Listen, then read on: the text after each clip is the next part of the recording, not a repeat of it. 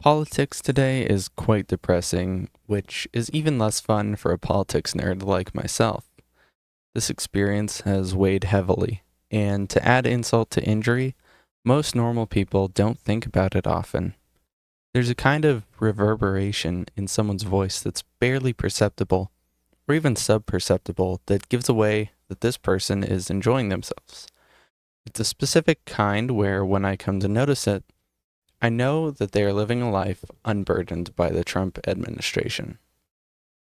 It's almost like when you're at a function and one person can't read the room.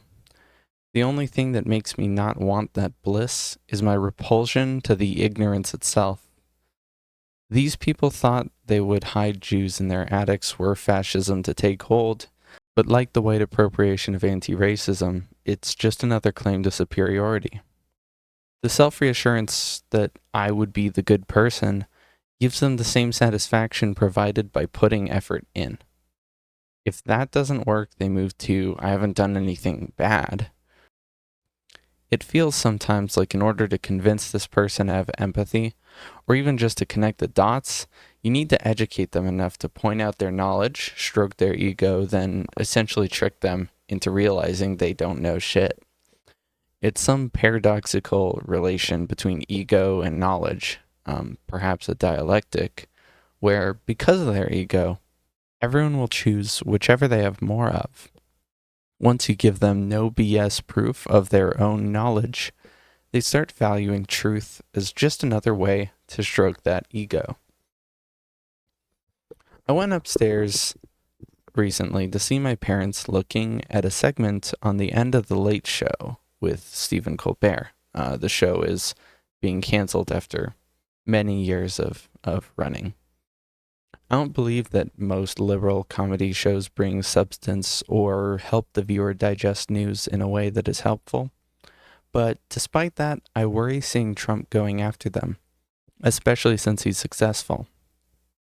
So, that serving as a background for how I felt today, I still feel that this action does more harm than good to the Trump admin. Entertainment is supposed to keep the people docile, and liberals aren't going to turn to conservative comedy, although some people may listen to further right people like Bill Maher. Not many of them, not the majority. Some will find new homes, but others will detach from the entertainment cage and decide to do something.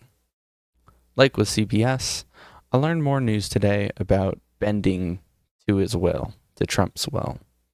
Jared Polis greatly reduced Tina Peters' sentence just today after pressure and Trump going after Colorado for months.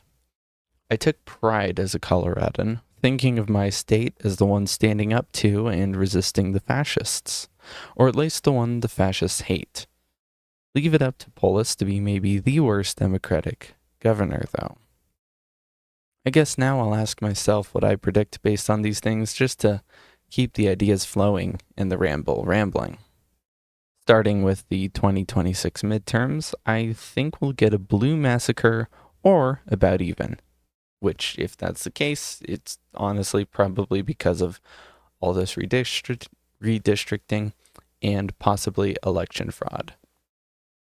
If we get a blue massacre, I don't trust the Democrats to do literally anything with a large majority. Normally, the way this happens is they pass bills insanely slowly and make concessions they had no reason to. There's also a possibility that they continue and even pass bills which fit Trump's agenda.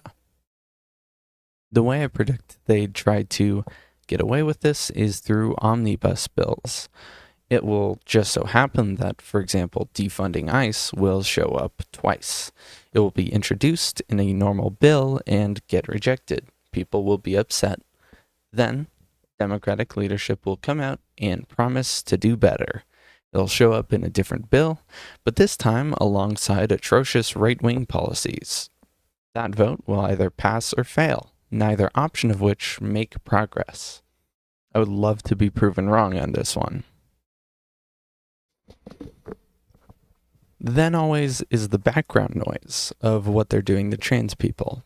There are perhaps two instances in which I've been impacted by bureaucracy because of my identity, which are passport and HRT, which, for those of you who don't know, stands for hormone replacement therapy. For me, this lowers testosterone and increases estrogen. I changed the gender marker on my passport at the tail end of the Biden administration. It took a lot longer to process than usual, but when my passport was sent, it came along with a note correcting my gender marker. The other impact is that scheduling meetings with my provider is way harder now. Instead of only needing a week or so in advance, I've had to schedule a meeting with my provider months or more before she's available. I've yet to get progesterone, and it's for this reason. This change may be because of this admin, or its rhetoric leading providers for my kind of care to receive death threats and fear for their lives. Perhaps it's both. After a scare with my grades 2 semesters ago, I got 5 A's and 1 B this semester, despite all that. I felt that time was wasted because I wasn't resisting, but I have little say in that. My parents aren't happy with C's. I understand it in most cases, but I have to remain in college without a gap year, and I have to get good grades. These are not my wishes, they are imposed on me. It's worse that when I bring this up, even as a possibility, the response is that I always have a choice. But if I choose to stay in college, I have to get A's. Makes me feel like a financial liability in the midst of all this shit. It's quite overwhelming. Despite all that, I have it better than lots of other people, so I have to use my privilege and take action. It's important we organize and stay humble. I've seen too many leftists act as if they've reached the ultimate truth once they find a subdivision they align most with. It's something I expect out of liberals and rightward, but leftists? This is a reason for yet more pessimism about whatever happens to the US. How hard is it to recognize there's no such thing as a human reaching absolute truth? I've said it many a time in conversation and will continue to. The human brain only has the capacity for so much. You as a leftist have not reached the truth unless you know everything about all past genocides, movements, ethnic groups, systems of government, and have the experiences of every single race, religion, gender, and so on. Why is this? The truth is a zero-dimensional point in a 2+ dimensional box. Your beliefs make their own box inside of this other box. Narrow belief means a small box, while wide, uncertain belief means a larger box. The ultimate truth, as a single point, may fit inside a liberal's box, but a leftist box fits better and is more narrow, leaving less margin for error. In reality, the truth as a point would be part of a space with many dimensions, with validity best judged by proximity to this point. All of that to say, leftists piss me off too. Somehow we still have a racism and sexism problem. The most accurate leftists are the ones who don't have a stake in leftism itself. For these few, the ideology just happens to be whichever most aligns with being a good human. I've hardly kept up with the news, though I do look at it. Part of this is paying attention to the things I can do something about. I've learned, I think, a valuable lesson in that sense. It used to feel like pay attention to what you can control meant ignore what's going on in the wider world. Now, if you're apathetic, like most people who utter that phrase, it is a dismissal. I, however, have learned to twist or at least reinterpret this meaning. I shouldn't focus on if anarchism or communism is better because I am not in the position where making that decision, first of all, falls on me exclusively, and second of all, is something I have power over. It's better to focus on reading up on the literature, because the literature addresses how normal people can take action. Hot take, but I don't think it's worth focusing too closely on Trump's current state of decline just for the sake of it. If I am, I should be thinking, how should this information impact what I end up doing? The information is only useful if it impacts stuff like whether I move out of the country fearing a Vance presidency, celebrating, or the conversations I'll have with people after it happens. That encompasses a lot, but being intentional about why you're gathering information gives you the blueprint for what action you will take.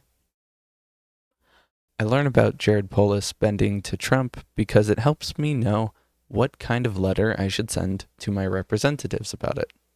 And no, that's not a liberal thing. It does genuinely have impact.